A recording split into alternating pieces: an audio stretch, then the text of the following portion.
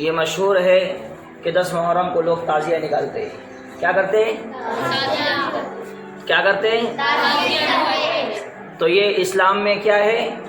حرام ہے. تعزیہ داری کرنا اور تعزیہ دیکھنا، اس کے اندر شامل ہونا، وہاں ڈھول تاشے، یہ تمام چیزیں کیا ہے؟ حرام ہے. اور تعزیہ کے ساتھ ہمارے شہر میں اور گرد نواح میں جیسے بھڑگاؤ اور کون سا شہر تھا، تلواڑہ اور دیگر آس پاس کے کھیلوں میں سواری اور باغ بھی نکلتے ہیں. ہمارے شہر 40 گاؤں میں بھی بڑے بڑے ادھر کیا نکلتے ہیں؟ سواری اور باغ.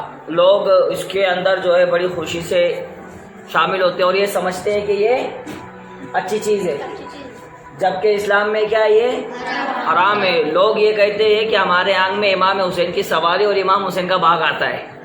کیا کہتے ہیں؟ سواری اور باغ آتا ہے. مگر یہ کیا ہے؟ سراسر جھوٹ ہے.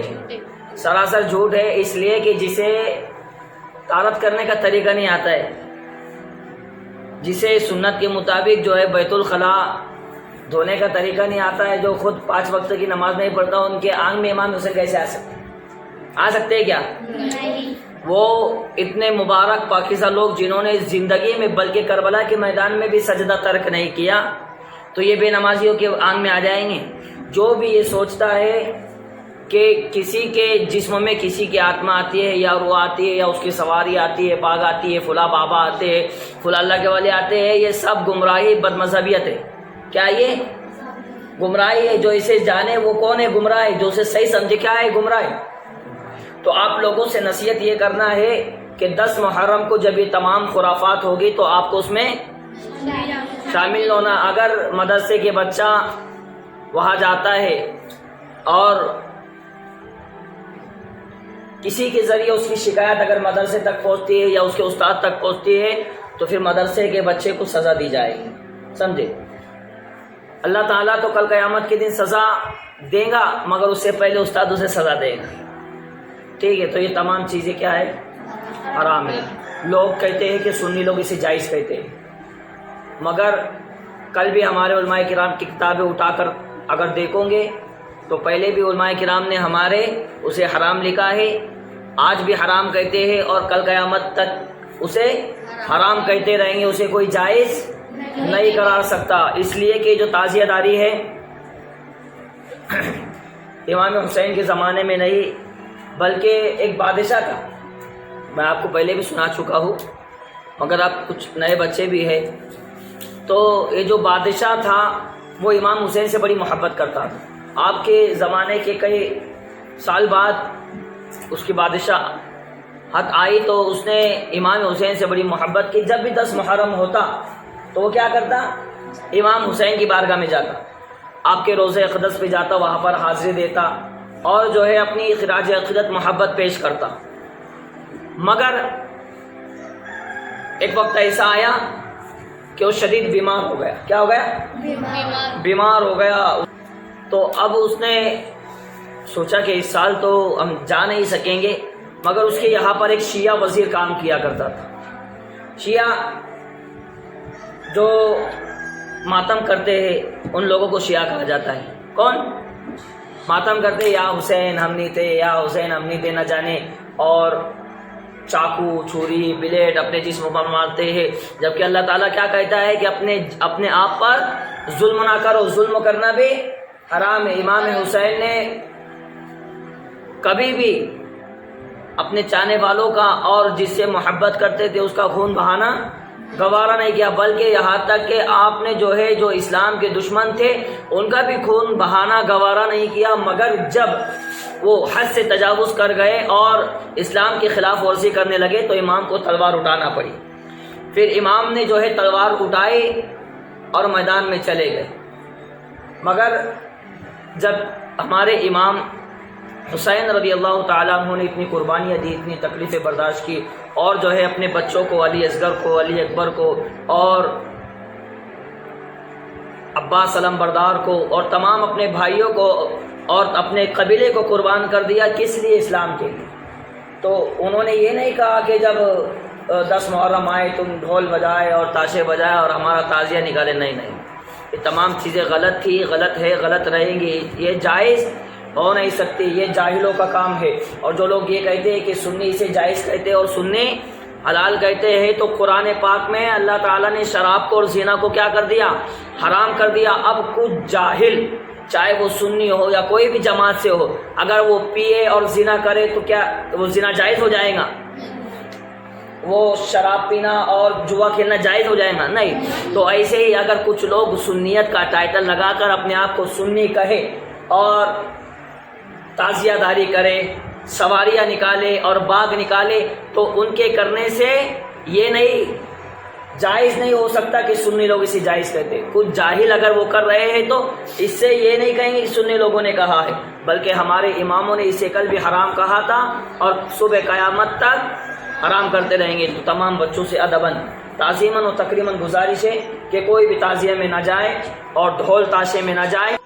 تو تمام بچوں سے یہ بھی گزارش کی جاتی ہے کہ خود بھی نہ جائے اور اپنے گھر والوں کو، جو آپ کے بھائی بہن یا آپ کے والدین یا رشتہ دار میں جو بھی اس طریقے کی حرکت کرتا ہے یا جاتا ہے تعزیہ میں، تعزیہ بناتا ہے اور اس کے لیے پیسے جمع کرتا ہے، اگر کوئی کرتا بھی ہے اس طریقے کا کام، تو آپ کا فرض یہ بنتا ہے کہ ہمارے مدرسے سے یہ میسج ملا ہے اور ہمیں یہ بتایا گیا ہے کہ اپنے گھر والوں کو اس سے آگاہ کیا جائے۔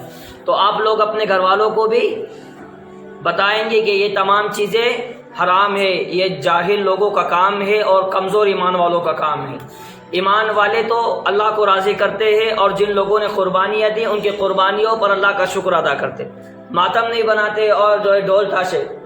میں آپ سے کہتا ہوں کہ اگر آپ کے گھر میں کسی کا انتقال ہو جائے، آپ کے رشتہ دار میں ہی کسی کا انتقال ہو جائے، تو کیا آپ ڈھول اور تاشے بجاؤں گے؟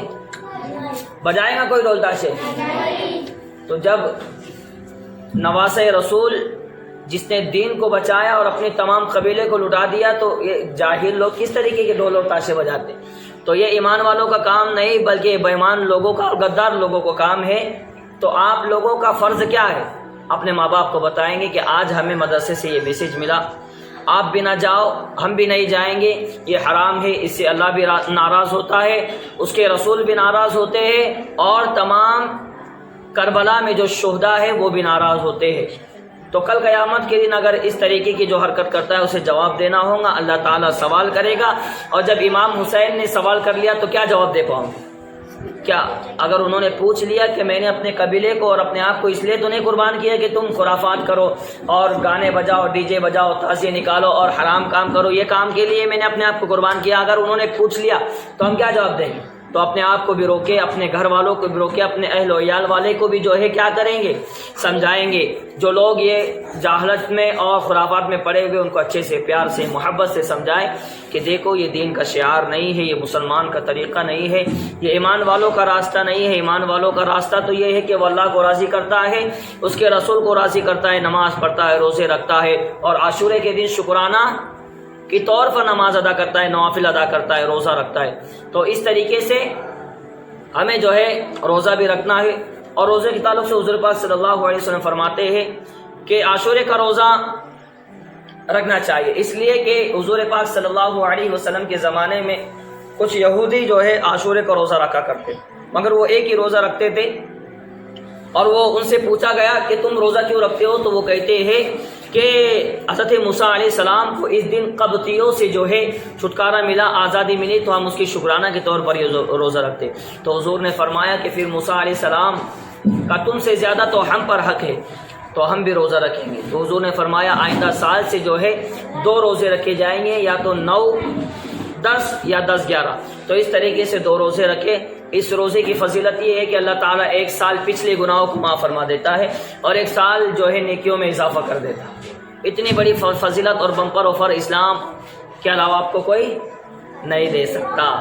تو 2 روزے میں آپ کو کتنی نیکیاں مل رہی ہے؟ 1 سال کے گناہ معاف کر دیے جا رہے ہیں اور 1 سال کی نیکیوں میں اضافہ کر دیا جا رہا ہے، گناہوں کو بخش دیا جا رہا ہے۔ تو ہر کوئی روزہ رکھے گا، تعزیے کے قریب کوئی نہیں جائے گا، بولو انشاءاللہ ہر کوئی روزہ رکھیں گے.